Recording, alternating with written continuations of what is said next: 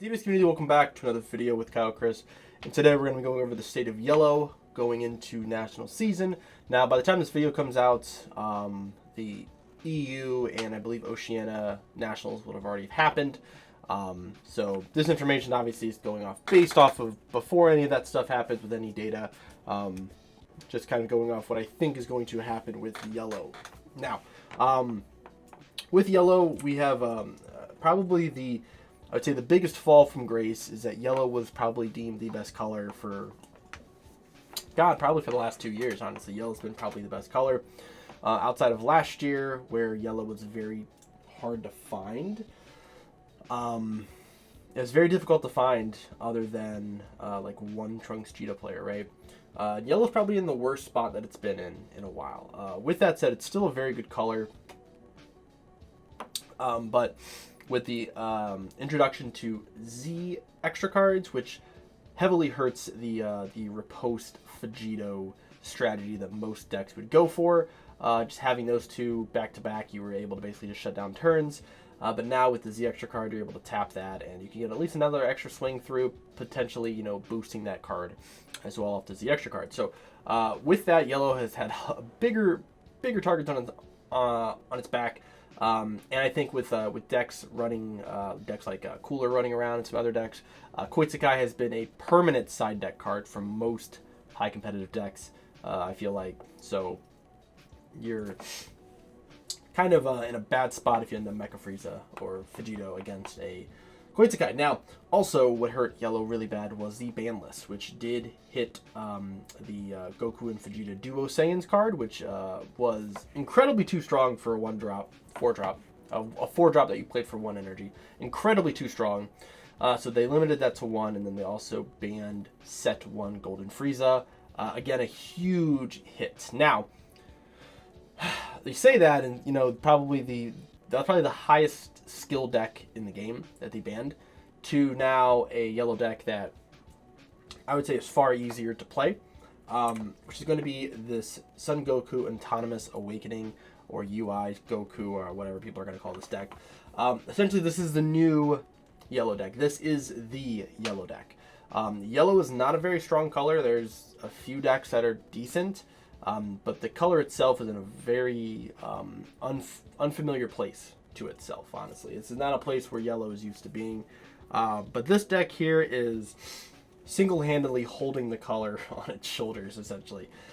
So this deck is basically just an entire cantrip deck. There's like 16 or so cantrips.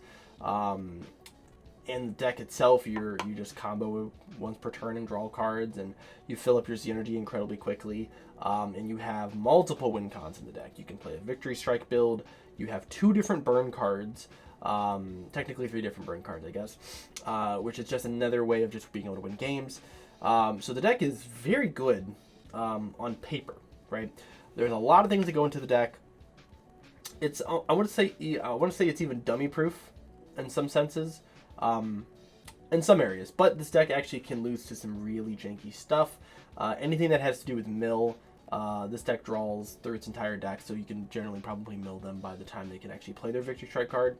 And it suffers to aggro in a kind of way. This is probably more based off the player who's piloting the U7 Goku. Flying Nimbus is a hell of a card. And sometimes people have it, sometimes they don't have it, and that's what ends up making, you know, aggro matchups much more obtainable. So yeah, this is basically the yellow deck. I could probably just end the video here, and we would probably have nothing else to talk about. But I did want to bring up some other decks that I felt like honorable mentions that people might be taking or looking into. So one would be good old Trunks Vegeta. This is your grandpa's yellow deck. This is the deck that's been around for 2 years now, and it is what it is, right? It's a very, very balanced deck. Very good offense, very good defense. Leader has a double striker. What can you not like, right?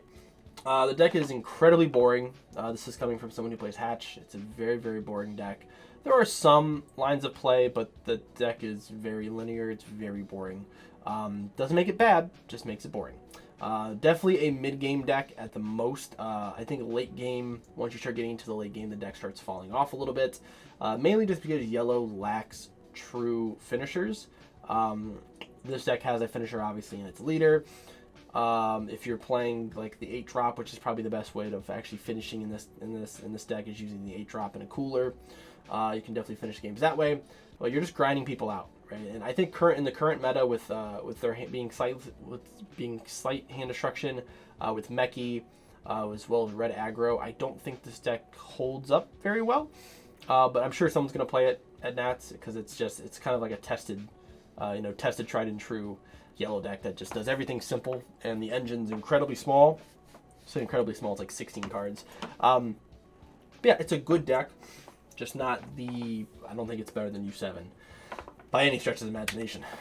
Then we have Majin Vegeta, another yellow deck that's sort of fallen from grace. This is still technically like probably the only yellow aggro deck. There's like the jank like yellow babies and things like that, or yellow Bardock, which is pretty mid. But this is probably a deck that you could still play and potentially do well with. You have the ability of Self-Awakening and Self-Z-Awakening, which is good. And board removal with a double strike on your leader or on your Z leader is pretty good. This deck is very glass cannon, which is fine because that's what Majin Vegeta kind of was, in the anime, right? With him blowing himself up. So once you get down to 1 life, you have no other ability to use on your Z leader. So you're just kind of like just a generic yellow, just kind of like a mid yellow leader. As the game goes on, this deck definitely gets worse, especially if you're at 1 life. The deck is almost at that point you don't have a way of actually finishing the game. So play this one at your own risk. I don't think it's the best yellow deck to play, but it's something, if you've never played against Majin Vegeta, you probably should at least practice a little bit, just so you understand how the lines of play work. Once you understand that with like the Goku blocker and stuff, you can generally do pretty well against this deck. Then we have, I would say probably the best yellow deck that is not U7, which is crazy to think about because for the longest time I said this deck was not very good. But at that point we still had Golden Frieza, so it kind of became like the 3rd or 4th best yellow deck. And now it's probably moved up to being the 2nd one, right? Didn't rely on duo Saiyans that much. And with Golden Frieza gone, there's not many decks that run Golden Cooler anymore, which was kind of a big problem with, for this deck. But this deck has a wall of blockers and barriers. Very difficult to get through for most decks. And you can set up really big secret rare turns. You can play Bardock secret rare, which is something I don't think a lot of people have experience with this deck. Golden Cooler as well has been something that we've seen to be able to remove your opponent's hand size. Now, unfortunately, this deck does rely a lot on its Unison, which in this deck you play a 1-drop Bulma that gets removed very easily if you're not paying attention. And it struggles into black, so being able to remove cards from the drop area, and black is just really good right now. That has a ton of barrier removal. So you're going to kind of take a backseat to that as well.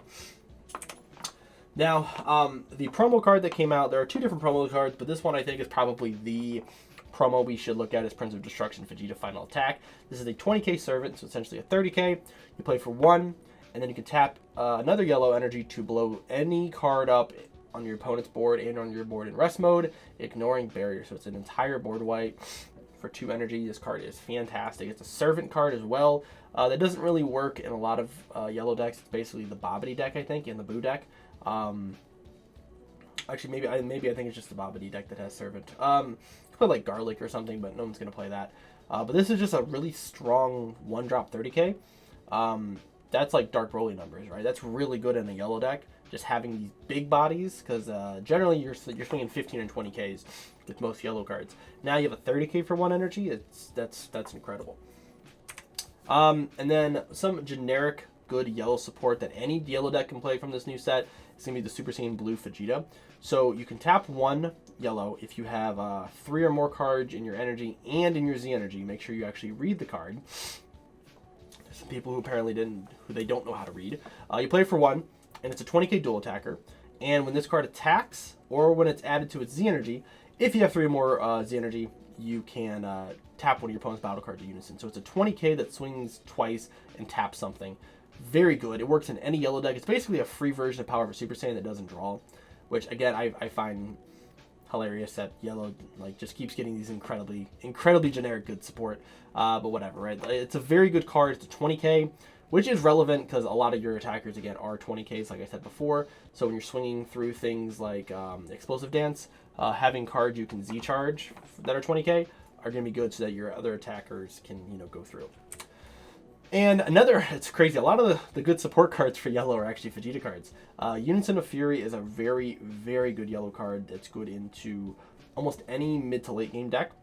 Being able to stop your opponent from swinging with battle cards is very good. So it actually puts the trigger on the opponent, not on the card itself.